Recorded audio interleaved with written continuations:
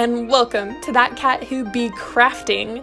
I first will apologize for the video quality. I wasn't really planning on making a video for this at all, and I only took these pictures for my Instagram and Snapchat.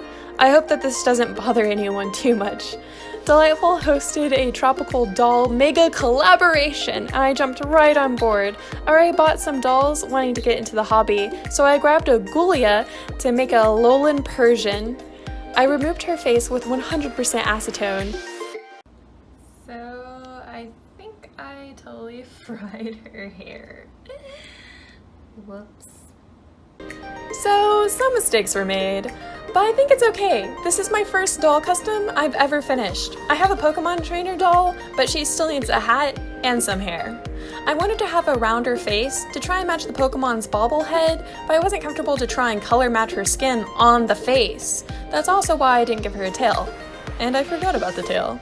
This is the first time I've ever cut a doll's hair. I was so scared, but I think it turned out okay.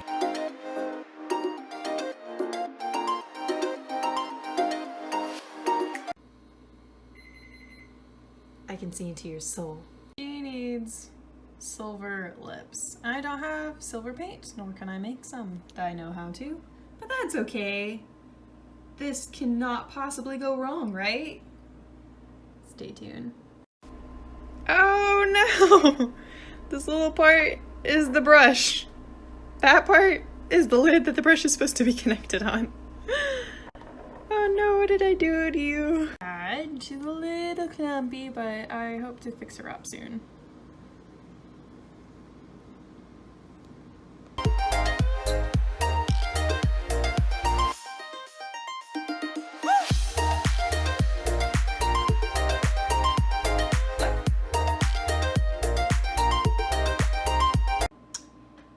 So I'm trying to make a Alolan Persian. And I added the head jewel, and I marked it right, but the mark is actually a little bit on this side, and I super glued it, so she's there forever, I guess. I'm trying acetone to get it off, but I might wait, because I don't want to ruin her face. Fun fact, I broke the tip of my crafting knife getting her jewel off. I learned my lesson, and I glued it back on with regular glue. I made spots where I wanted her ears to be.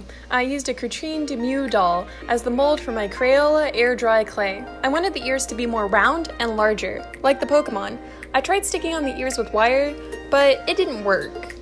I used clay to fill in the heels of her shoes, and I painted the ears using the same nail polish as I did for her lips. Because the ears would have her hair between them and her face, I wasn't too worried about color matching perfectly. I added eyeliner with a dark gray. She was looking too cute and innocent. I forgot about the ears when I planned her hairstyle, so I had to play around a bit. I gave her a manicure and a pedicure. Then I got to work on her sandals. I used embroidery thread and regular glue. And then I decided I need to paint them white.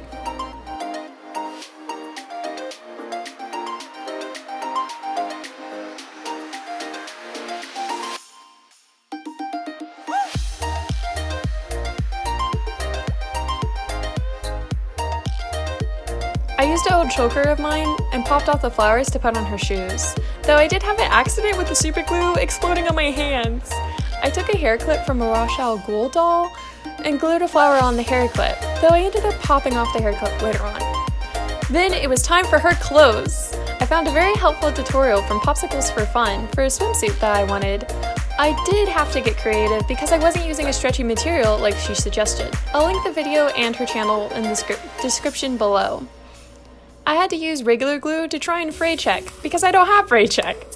I wanted her to have one of those swim skirts with the tropical flowers on them, and I probably should have watched a tutorial on how to make the skirt, but I winged it. And then I started the long and tedious task of painting each individual flower.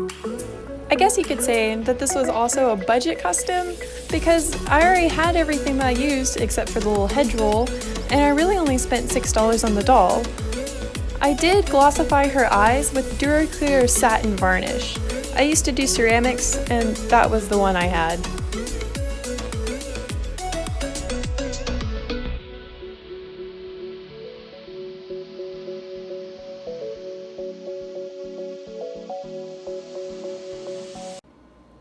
So I have this light box, and I printed out the little design and the size that I wanted, and I taped it on there so that it doesn't move around, and then I put my cloth on there.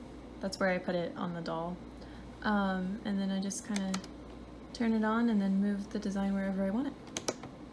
Oh, I have really sad news. Apparently Gulia's foot is like way bigger than Frankie's, because I used Frankie's sandal. I popped off the flower thinking that maybe that was the issue, but no, her foot just won't fit. I don't know what to do. Okay, never mind. All is well. Apparently I was just being too gentle with it. Though I don't know if I'm gonna be taking off her shoes.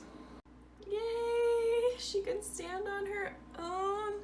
I had to pop off the flowers that I put on her shoe, and she lost a little bit of her pedicure. Or is it a manicure? I think it's a pedicure. I'm so proud of you, Alolan Persian. You've been through a lot, but you made it.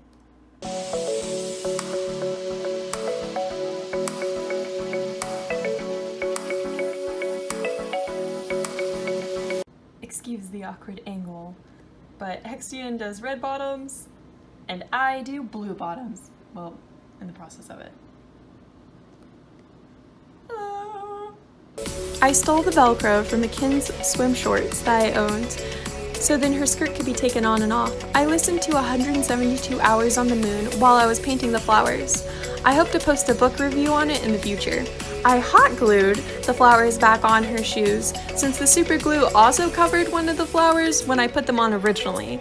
Then I popped off her hair clip to glue the third flower on her ear after I tried it in a few different areas.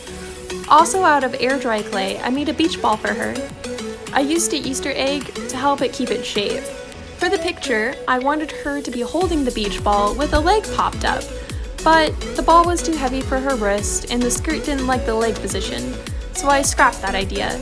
I debated about turning the ball into a Voltorb, but decided against it. I used tape to make the lines and painted the bottom white. If I remember right, I had to paint 3 or more coats of the red to get the color that I wanted. Doesn't my painting rag look really pretty? It's like a little galaxy. And with that, my Alolan Persian doll was ready for her photo shoot.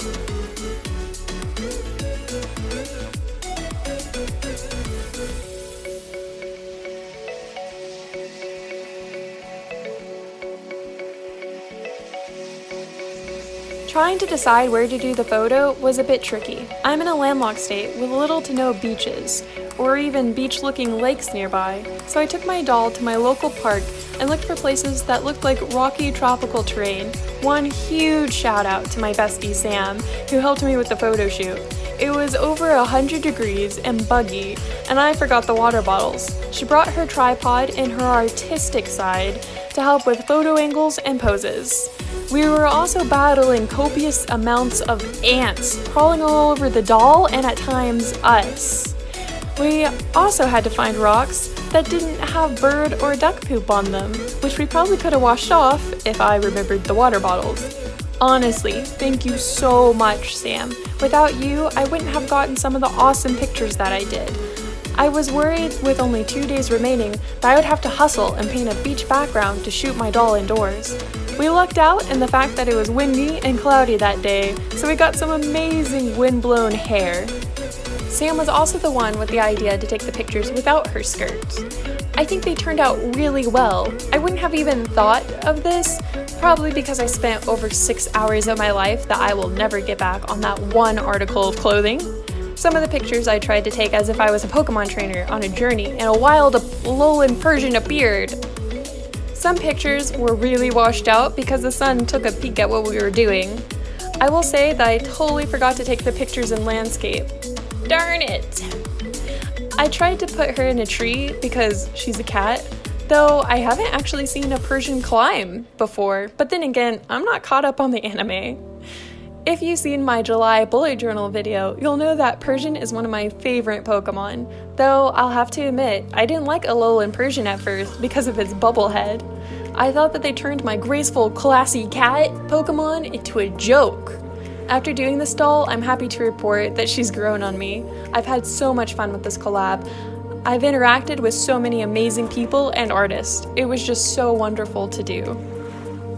Alolan Persian went through a lot during this photo shoot. Not only did she get crawled on by ants, but her bikini broke and her flower came undone. But don't worry, I fixed it up and she's doing fine.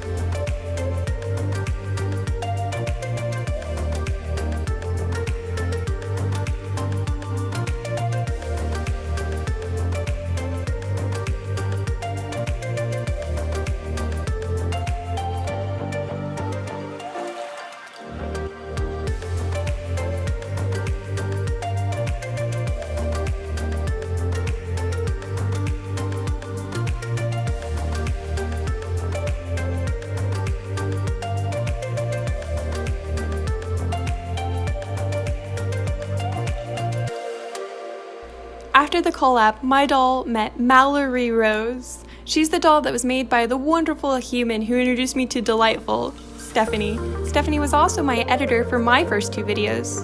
It was so wonderful to work on our dolls together. You can find Stephanie's Instagram at memesaway. I'll put it in the description. Thanks Stephanie for showing me Dollightful's channel, and Dollightful for hosting the collab. And thank you for watching, despite of the quality. These pictures were mainly for me and Stephanie to share, and my Snapchat. Please like, comment, and subscribe. Remember to always find an excuse to write and craft.